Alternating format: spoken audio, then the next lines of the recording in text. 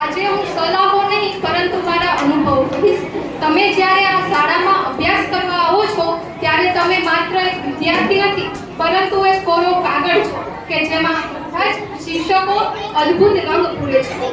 આપણી શાળા શ્રી કન્યા શાળા શક્તિનગરમાં આપણને જે સંસ્કારો મળ્યા છે તેને ક્યારેય ભૂલતા નહીં. કારણ કે શિક્ષણ આપણને ઊંચાઈ સુધી પહોંચાડે છે પરંતુ સંસ્કારો આપણને જમીન સાથે જોડી રાખે છે. આપણે સૌ ખૂબ નસીબદાર છીએ કે આપણને આવા શિક્ષકો મળ્યા અને આપણી શાળાના શિક્ષણના રથના જે સાથીઓ છે તેના વિશે હું થોડું કહીશ.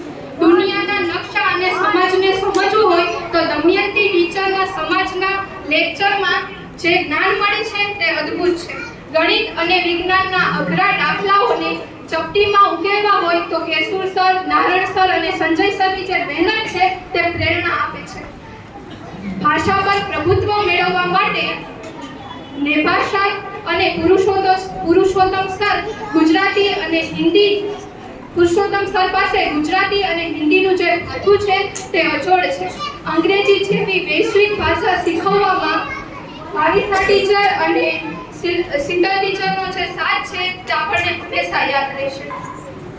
શરીર તંદુરસ્ત રહે અને રમતગમતમાં આગળ વધારવા માટે જયરાજ સરે આપણને મેદાનમાં તૈયાર કર્યા છે.